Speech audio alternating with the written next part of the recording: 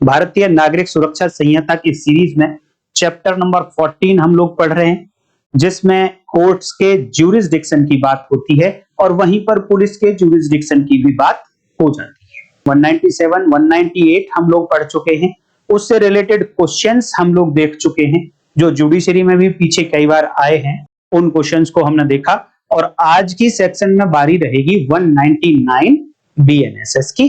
पिछली वीडियो में भी मैंने बताया था, इसमें भी मैं बता देता हूं कि चैप्टर नंबर 13 सीआरपीसी की हर सेक्शन में जैसे ही आप 20 प्लस कर देंगे तो चैप्टर नंबर 14 बीएनएसएस की करस्पॉन्डिंग सेक्शन आ जाएगी। याद रखने के लिए मैंने आपको ऐसा बताया, बाकी धीरे धीरे और भी मैं बताता रहूंगा। तो देखिए 199 बीएनएसएस की लैंग्वेज ये कहती है, when act is an offense by reason of anything which has been done plus का मतलब एंड का मतलब कि ये वाली भी बात पूरी होनी चाहिए और ये वाली भी बात पूरी होनी चाहिए। And by reason of a consequence which has ensued. अगर हिंदी में बात करें तो ये सेक्शन कहती है कि कोई कार्य ऐसी बात के कारण जो कर दी गई है और इस बात के करने से जो परिणाम निकल कर आया है, इन दोनों के मिलने के कारण ये एक्ट ऑफेंस बन जाता है, अपराध बन जाता है। तो और अच्छे से समझाऊंगा मैं, थोड़ा सा मैं एक बार लैंग्वेज पूरी पढ़ के बता रहा हूं। तो the offence may be inquired into और tried by a court within whose local jurisdiction such things has been done or such consequences has ensued। तो ऐसे कोर्ट के लोकल जुरिस्डिक्शन में इंक्वायरी या ट्रायल हो सकता है जहां पर ऐसी थिंग्स, ऐसी बात की गई, और साथ में उस जगह पर भी हो सकता है जहां पर ऐसी बात का परिणाम निकल कर आया। इसको देखिए, मैं बाइफरकेट करके आपको समझाता हूं, अब यहां के बाद आपका कंफ्यूजन नहीं बचेगा। ये एक एक्ट है, अपने आप में ऑफेंस नहीं है। ध्यान देना, एक एक्ट होगा, एक कार्य होगा, वो अपने आप में ऑफेंस नहीं है। हाँ, ये ऑफेंस बन जाएगा जब दो बातें इसके साथ अटैच हो जाएंगी, देन ये ऑफेंस बन जाएगा। तीन बातें हैं यहां पर। बात नंबर ए, एक कार्य हुआ, एक्ट हुआ और वो फर्स्ट प्लेस पर हुआ। दूसरी बात कि इस कार्य पर कुछ और भी हुआ, एनीथिंग, कोई और बात की गई इस कार्य पर, वो हुई सेकंड प्लेस पर। जब ये बात दूसरे प्लेस पर हुई, पहले प्लेस पर नहीं हुई, ये बात दूसरे प्लेस पर हुई और इस बात के कारण कोई परिणाम निकल कर आया, कोई कंसीक्वेंस एंस्यू होता है और वो परिणाम आया थर्ड प्लेस पर। एक कार्य हुआ, उस कार्य पर कोई बात हुई और इस बात का कोई परिणाम निकल कर आया और तीनों बातें अलग अलग स्थान पर हुई। इट मींस तीन बातें और तीन प्लेस यहां पर इन्वॉल्व हो गए। तीन बातें, तीन प्लेस। अब यहां से आपको आंसर निकालना है और साथ में इस तरीके से समझना है कि इससे जो अगली सेक्शन है बिल्कुल एकदम डिट्टो मिलती जुलती है। अगर आपने थोड़ा सा कंसंट्रेशन लूज किया तो कंफ्यूज हो जाएंगे। यहां सबसे बड़ी बात समझने की यह है दोस्तों, ये समझ लेना कि ये जो एक्ट है ये अपने आप में ऑफेंस नहीं है। यही बात नेक्स्ट सेक्शन में भी है कि 200 में भी, कि ये एक्ट पहले वाला ऑफेंस नहीं होगा। दूसरी बात, यहां जो ये किया जा रहा है, कुछ भी किया जा रहा है इस एक्ट पर, वो भी ऑफेंस नहीं है। जो सेकंड प्लेस पर हो रहा है वो भी ऑफेंस नहीं है। अकेला अगर किया जाता ये तो ये भी ऑफेंस नहीं था। तीसरी बात, जो परिणाम तीसरे स्थान पर निकल कर आया, ये परिणाम अगर अकेला निकलता बिना इन दोनों बातों के तो ये तीसरा भी ऑफेंस नहीं होता, अपराध नहीं होता। लेकिन जैसे ही इसका और इसका कनेक्शन बना, एनीथिंग डन, जो बात करी गई और उस बात का जो परिणाम आया, इन दोनों के मिलने से ये जो सबसे पहले एक्ट किया गया था, ये कार्य ऑफेंस बन जाता है। तो अब जब ये ऑफेंस बन गया तीनों को मिलाकर, तो अब ऐसे ऑफेंस का इंक्वायरी और ट्रायल कहां कहां चल सकता है? क्या फर्स्ट प्लेस पर चल सकता है, सेकंड पर या थर्ड पर या तीनों पर या किसी दो?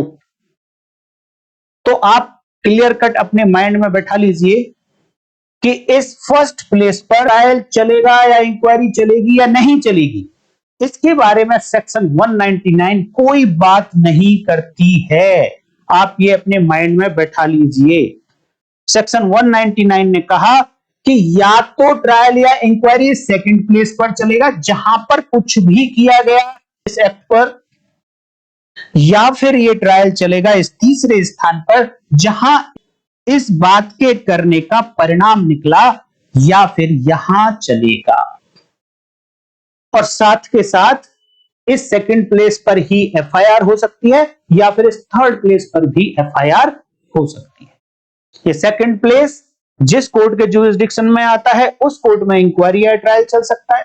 ये थर्ड प्लेस जिस कोर्ट के जुरिस्डिक्शन में आता है उस प्लेस पर भी इंक्वायरी या ट्रायल चल सकता है, दोनों में से किसी पर भी चला लीजिए। लेकिन यहां एक बात क्या क्लियर है कि इस फर्स्ट प्लेस के बारे में अगर ऑप्शन आ जाए कि जहां पर ये एक्ट हुआ था, क्या यहां पर इंक्वायरी या ट्रायल या इन्वेस्टिगेशन हो सकता है, तो अकॉर्डिंग टू 199 बीएनएसएस इसकी कोई बात नहीं करी गई। यहां केवल दो प्लेसेस की बात करी गई है, उस प्लेस पे इंक्वायरी नहीं होगी। एग्जाम्पल देख लीजिए, प्रैक्टिकल एग्जाम्पल कैसे करेंगे आप। एक चीटिंग का ऑफेंस है, चीटिंग के क्या क्या इंग्रेडिएंट्स होते हैं, कैसे कैसे वो चीटिंग होती है, वो इंग्रेडिएंट्स आपको पता होना चाहिए। ब्रीफ में मैं आपको बता देता हूं, डिटेल में जब पढ़ाएंगे, जब चीटिंग की बात करेंगे भारतीय न्याय संहिता। तो सबसे पहले चीटिंग में डिसेप्शन किया जाता है, धोखा दिया जाता है किसी आदमी को, और दूसरी भाषा में इसको बोला जाता है मिस रिप्रेजेंटेशन किया जाता है, झूठ बोला जाता है किसी पर्सन को। दूसरी बात होती है कि जब वो व्यक्ति झूठ में आ जाता है, धोखे में आ जाता है, तो दूसरी बात उसको इंड्यूस किया जाता है, उसे उत्प्रेरित किया जाता है, ललचाया जाता है कि वो कोई अब प्रॉपर्टी डिलीवर कर दे। तो अब वो क्या करेगा, उस इंड्यूसमेंट में आकर तीसरा काम प्रॉपर्टी को डिलीवर करने का करता है, प्रॉपर्टी देने का करता है, कोई संपत्ति हस्तांतरित करने का काम करता है। और चौथा काम क्या होता है कि इस डिलीवरी के देने के कारण अब इस कंप्लेनेंट को कोई रॉन्गफुल लॉस हो जाता है या एक्यूज को रॉन्गफुल गेन हो जाता है। ये चार बातें जब होती हैं तो आप कहेंगे कि चीटिंग का ऑफेंस कंप्लीट हो गया है। अब ये सेक्शन क्या कहती है, अब सेक्शन 199 को ध्यान में रखते हुए आप इस चीटिंग के एग्जांपल को देखें। अकेला डिसेप्शन ऑफेंस की कैटेगरी में नहीं आता, तो ये एक्ट की कैटेगरी में आ गया बनके। और ये फर्स्ट प्लेस पर मान लो हुआ, कहीं एक प्लेस पर डिसेप्शन किया गया, धोखा दिया गया, बातचीत करी कहीं होटल में बैठ के, उसको धोखा दिया पर्सन को। जब ये पर्सन धोखे में आ गया तो दूसरी जगह पर दूसरे होटल में बैठ के उसको इंड्यूस किया गया, उससे लालायित किया गया कि आप हमें प्रॉपर्टी दे दो, और ये सेकंड प्लेस पर हुआ। और अगर ये सब कुछ बिना डिसेप्शन के किया जा रहा होता तो ये इंड्यूसमेंट भी ऑफेंस की कैटेगरी में नहीं आता। इस इंड्यूसमेंट में आकर उसी पर्सन ने संपत्ति हस्तांतरित कर दी, इस प्रॉपर्टी को डिलीवर कर दिया उस पर्सन को जिसने इंड्यूस किया, या इंड्यूस करने वाले पर्सन ने जिसको ट्रांसफर करने के लिए कहा। अब इस प्रॉपर्टी को डिलीवर किया मान लो थर्ड प्लेस से। अब इस प्रॉपर्टी के डिलीवर करते ही ये तीनों बातें मिलकर एक ऑफेंस बना देती हैं चीटिंग का। अगर कंप्लेनेंट को इस प्रॉपर्टी की डिलीवरी से रॉन्गफुल लॉस हुआ या एक्यूज को रॉन्गफुल गेन हुआ, सदोष हानि या सदोष लाभ। सदोष हानि होगी कंप्लेनेंट को, सदोष लाभ होगा अपराधी को, एक्यूज को। तो क्वेश्चन ये आता है कि इस चीटिंग के ऑफेंस का इंक्वायरी और ट्रायल कहां चलेगा। तो सेक्शन 199 के अकॉर्डिंग एक्ट की बात नहीं हुई है। जो पहला एक्ट है अकेला, जो ऑफेंस नहीं है, उसकी बात नहीं हुई। 199 बीएनएसएस कहती है कि जहां पर वो एक्ट हुए जिनके कारण ये वाला एक्ट ऑफेंस बना, या तो उन स्थानों पर इन बातों का परिणाम है रॉन्गफुल लॉस या रॉन्गफुल गेन। तो जिन स्थान पर जो परिणाम निकल कर आया फोर्थ प्लेस पर, या फिर उस पर इंक्वायरी या ट्रायल हो सकता है। एक और एग्जांपल देख लीजिए, क्रिमिनल ब्रीच ऑफ ट्रस्ट, अमानत में खयानत। इसके क्या क्या इंग्रेडिएंट्स होते हैं कि सबसे पहले दो पार्टियों के बीच में एक एग्रीमेंट होता है। सपोज ये एग्रीमेंट एक प्लेस नंबर 1 पर हो गया, और ये भी ध्यान रखना आप कि यहां जो एग्रीमेंट हुआ है ये वो एक्ट है जो ऑफेंस नहीं है अपने आप में, बट नीचे की बातों से मिलने के बाद वो ऑफेंस हो जाएगा। फिर उसके बाद इस एग्रीमेंट के बिहाफ पर कंप्लेनेंट पार्टी एंट्रस्ट करती है अपनी प्रॉपर्टी को, नियस्त, एंट्रस्टमेंट की हिंदी है प्रॉपर्टी को नियस्त कर दिया कंप्लेनेंट ने एक्यूज को, और पोजेशन भी दे दिया, और वो किसी सेकंड प्लेस पर दिया। अभी तक भी ऑफेंस नहीं होता है क्रिमिनल ब्रीच ऑफ ट्रस्ट का। ऑफेंस जब होता है इस प्रॉपर्टी को मिस एप्रोप्रिएट कर लेता है, या फिर अपने फायदे के लिए कन्वर्ट कर लेता है, और इस मिस एप्रोप्रिएशन से और इस कन्वर्जन से, इस बदलाव से कंप्लेनेंट को रॉन्गफुल लॉस हो जाता है, एक्यूज को रॉन्गफुल गेन हो जाता है। सपोज ये मिस एप्रोप्रिएशन या कन्वर्जन हुआ थर्ड प्लेस पर, और रॉन्गफुल लॉस और रॉन्गफुल गेन हुआ, सदोष हानि या सदोष लाभ हुआ फोर्थ प्लेस पर। तो सेक्शन 199 के अकॉर्डिंग ऐसे ऑफेंस का इंक्वायरी और ट्रायल कहां कहां चल सकता है, ये कंसीक्वेंस है, ये परिणाम है ऊपर वाले इन दोनों एक्ट का।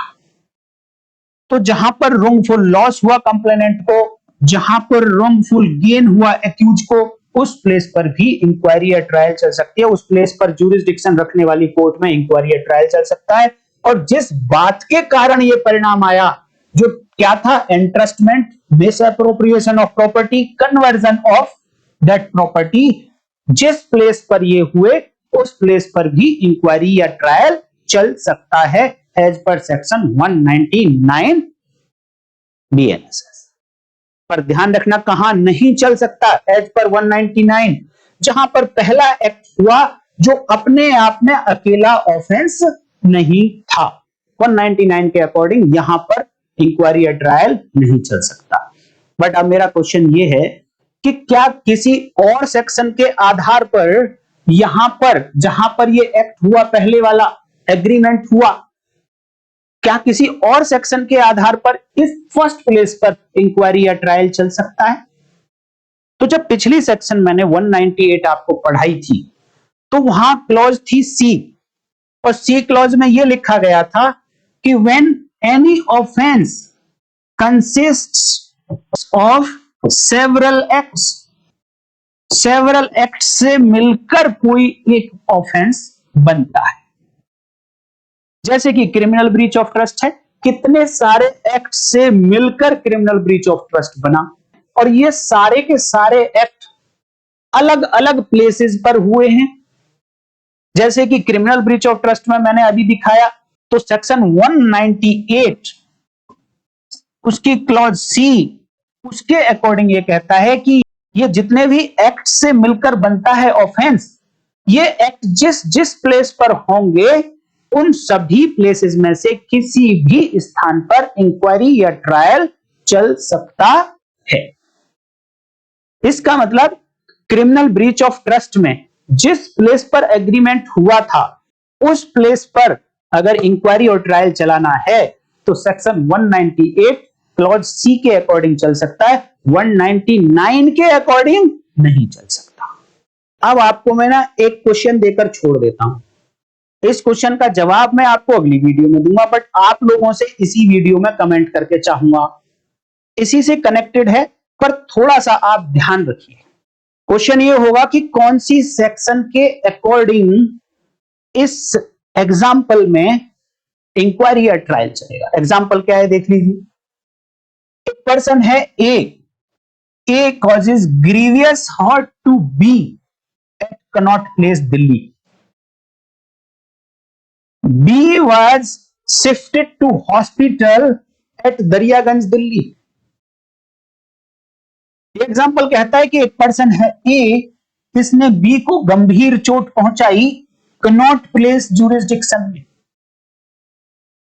अब वहां से बी को शिफ्ट कर दिया गया, जहां पर चोट लगी वहां से उसे शिफ्ट कर दिया गया एक हॉस्पिटल में, और ये हॉस्पिटल है दरियागंज में। दोनों की कोर्ट अलग अलग है, दोनों का पुलिस स्टेशन अलग अलग है। कनॉट प्लेस और दरियागंज दो प्लेस इसमें इन्वॉल्व हो गए। अब हुआ ये कि इस गंभीर चोट के कारण बी की डेथ हो गई हॉस्पिटल में। बी की डेथ कहां हुई है? हॉस्पिटल में, और हॉस्पिटल कहां पर है? दरियागंज। तो अब यहां पर ए के अगेंस्ट कौन सा केस चलेगा? या तो चलेगा 105 बीएनएस का, और या चलेगा 103 सबसेक्शन 1 बीएनएस का। ये 304 हुआ करती थी आईपीसी में, और ये 302 होती है आईपीसी में। इन दोनों में से कोई ना कोई एक केस चलेगा। तब अब आपको यह बताना है कि इस केस का इंक्वायरी या ट्रायल दोनों प्लेसेस पर चल सकता है। ग्रीवियस हर्ट जहां की गई वहां पर, या जहां पर उसकी डेथ हुई। इस ग्रीवियस हर्ट का जहां पर परिणाम निकला वहां पर। जवाब तो मैंने दे दिया है, बट मेरा क्वेश्चन ये है कि ये जो डिसीजन आ रहा है ये कौन सी सेक्शन से आ रहा है? 198 से आ रहा है, 199 से आ रहा है, या इन दोनों में से किसी में भी ये फॉल नहीं करता है? इसके लिए कोई और सेक्शन है क्या? तो आप अपना कमेंट में लिखकर जरूर बताइए कि कौन सी सेक्शन के अकॉर्डिंग इसका ज्यूरिसडिक्शन डिसाइड होगा। क्वेश्चन मैंने इसलिए रखा है कि आपका कॉन्सेप्ट क्लियर हो जाए, जिससे कि आप सेक्शन 200, 199 या फिर 198 में कंफ्यूजन ना हो। तो ये रही आज की सेक्शन 199 बीएनएसएस। उम्मीद करता हूं कि इंफॉर्मेशन आपको मिल गई होगी, अच्छी लगी होगी। अच्छी लगी है तो लाइक जरूर करिए। जो लोग नए हैं चैनल पर, चैनल को सब्सक्राइब करिए। और नेक्स्ट वीडियो सेक्शन 200 बीएनएसएस जो 180 सीआरपीसी की करस्पॉन्डिंग सेक्शन है, उसको लेकर मैं फिर हाजिर हो जाऊंगा आपके पास। तब तक के लिए नमस्कार, जय हिंद।